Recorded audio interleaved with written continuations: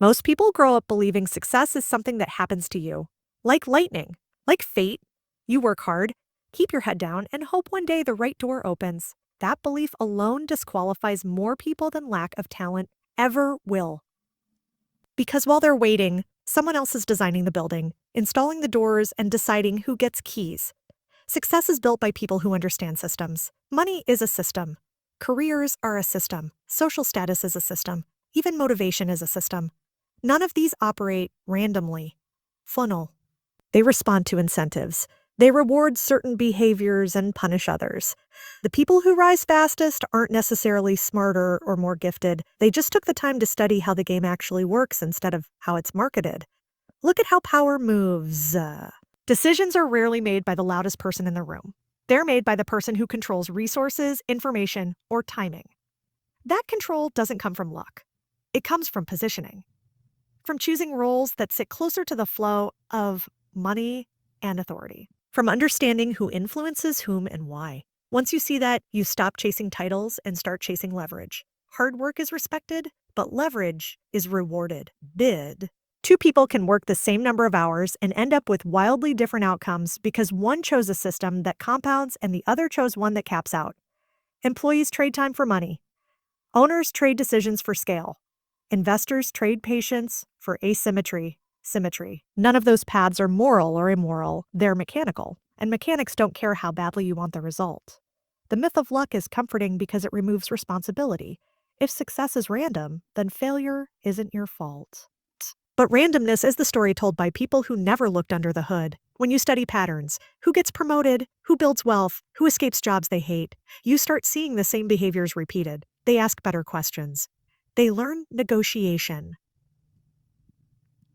They understand numbers well enough to not be intimidated by them. They put themselves in rooms where opportunity circulates instead of hoping it finds them at home. Engineered success starts with understanding incentives. Every system is designed to get a certain outcome. Corporations are designed to maximize profit, not employee fulfillment. Social media is designed to monetize attention, not build your future. Schools are designed to create compliance before curiosity.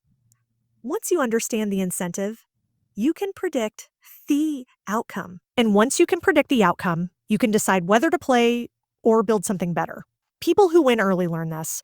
Effort applied in the wrong direction is just exhaustion. They spend their energy learning how money is made, not just how it's earned. They study deals instead of job descriptions. They learn sales because influence is transferable. They learn psychology because every transaction is emotional before it's logical. None of that is luck. It's preparation meeting opportunity by design. When you engineer success, you stop asking, "What should I do?" and start asking, "Where does this lead?" You reverse engineer outcomes. You choose paths that widen instead of narrow. You build skills that stack instead of expire. You stop relying on hope and start relying on structure. The uncomfortable truth is that the system doesn't change for you, but you can change how you move within it. And the moment you stop waiting to be chosen and start choosing your position, everything shifts. Most people are taught that safety is the goal. Stability. Predictability. Predictability. A steady paycheck that shows up every 2 weeks and just enough certainty to quiet the fear of falling behind. What they're not told is the price of that safety. Because safety, in most systems, is just obedience with better marketing. It's compliance dressed up as responsibility. People who break out don't wait for confidence. They understand that confidence is a lagging indicator, it follows evidence. So they design small wins on purpose. They take controlled risks that stretch their identity without breaking it. Over time, what once felt impossible becomes expected, and strategy expands accordingly. A limited mindset focuses on options presented. A strategic mindset creates options. Instead of asking, "Oh, which of these paths should I choose?" the question becomes, "What path could I build?"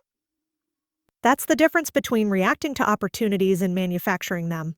And once you experience that shift, it's hard to go back to waiting. This is why two people with the same information can get wildly different results. One sees obstacles. The other sees constraints to work around. One waits for conditions to improve. The other improves their position within the conditions. Mindset doesn't change reality, but it changes how you move through it. And movement is where outcomes are decided. Your internal narrative matters more than external circumstances. If you constantly tell yourself you're behind, you'll rush. If you tell yourself you're unqualified, you'll hesitate. If you tell yourself you have time, you'll plan.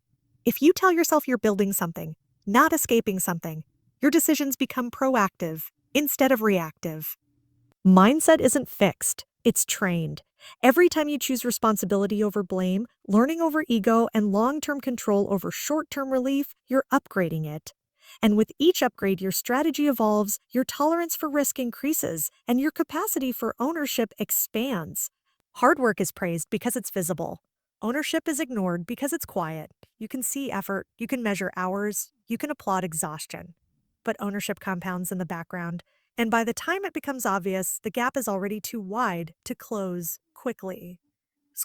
That's why effort is celebrated and ownership is misunderstood. Most people are taught that working harder is the answer to almost every problem. More hours, more hustle, more output. And in the short term, that can work. But effort has a ceiling. There are only so many hours in a day, and eventually, your energy becomes the bottleneck. Ownership removes that ceiling by separating income from time. When you own something, equity, assets, a business, attention, you make decisions that scale. One decision can impact months or years of outcomes. That asymmetry is where real leverage lives. An employee can execute perfectly and still be capped. An owner can make one good call and change their entire trajectory. That's not because owners are smarter. It's because the system rewards decision makers differently. Ownership doesn't have to start big. It often starts boring. A small business with steady cash flow, a niche audience that trusts you, a skill that can be productized. These don't look impressive at first, which is why most people ignore them. They want visible progress. But quiet assets grow while loud efforts burn out. Effort feels safer because it's familiar. You know what's expected. You know how to be evaluated. Ownership forces you to confront uncertainty. There's no performance review, no guaranteed outcome. Your results are the feedback. That's uncomfortable, especially if you've been trained to seek validation from authority instead of the market. The shift from effort to ownership also changes how you learn. Instead of asking, "What do I need to do?" you ask, "What do I need to understand?" You start learning finance because numbers tell the truth. You learn sales because value doesn't matter if no one buys. You learn operations because inefficiency eats margin. Each skill stacks on the last, and together they create independence. Attention is one of the most overlooked forms of ownership. If you control attention, you control distribution. If you control distribution, you control leverage. That's why personal brands matter. Not for ego, but for optionality.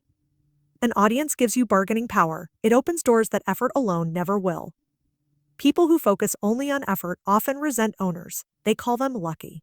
They say the system is unfair. What they're really reacting to is the delayed visibility of ownership. They didn't see the early sacrifices, the risk, the uncertainty. They only see the result once it's undeniable. Ownership rewards patience and punishes impulsivity.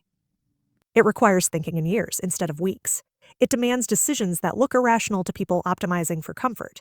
But over time, it creates a form of freedom that effort alone can't touch. You stop needing permission. You stop being easily replaced. You stop trading your life 1 hour at a time. Most people think growth is a solo act. Lock yourself in a room. Work harder than everyone else. And eventually, you'll break through. That story sounds heroic, but it's inefficient. The fastest progress rarely comes from isolation.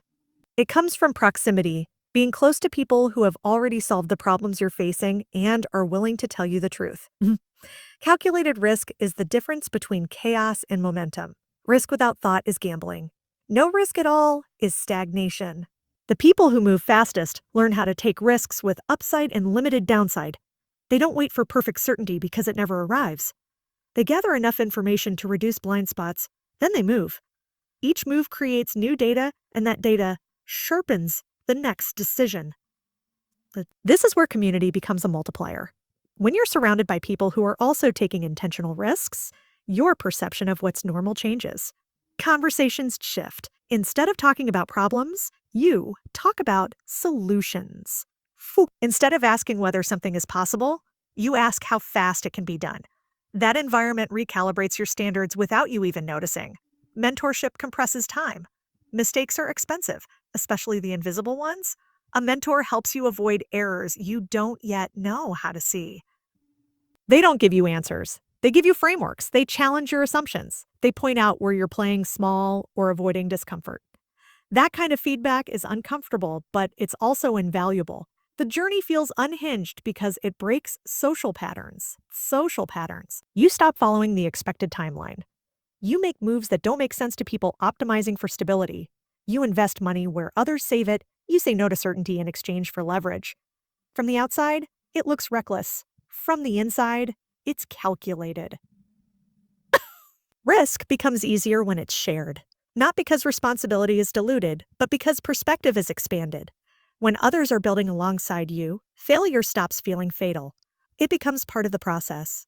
You learn faster because you're exposed to more experiments than your own. Wins are celebrated. Losses are analyzed. Nothing is wasted. Communities also create accountability. It's easy to break promises to yourself. It's harder to break them when others expect progress. That external pressure isn't restrictive. It's stabilizing. It keeps you moving when motivation dips. Sups. It replaces willpower with structure. The people who scale the fastest rarely do it alone. They plug into rooms where the average level of thinking is higher than theirs. They listen more than they talk. They invest in relationships long before they need them. They understand that access is built, not requested. Calculated risk plus the right community turns uncertainty into an advantage. You move before you feel ready because readiness is built through action. You stop waiting for validation from people who aren't building anything.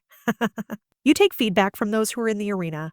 The path isn't linear. It's messy. It's full of pivots and false starts. But when you combine intentional risk with people who challenge, support, and sharpen you, progress becomes inevitable. And that's the difference between watching the game and shaping it. When you understand leverage, mindset, ownership, and influence, you stop reacting to the world as it is and start building the world you want to live in. Nothing about that is accidental. It's designed, tested, adjusted, and owned. The moment you accept that success isn't luck, but structure, you stop hoping for a break and start creating one.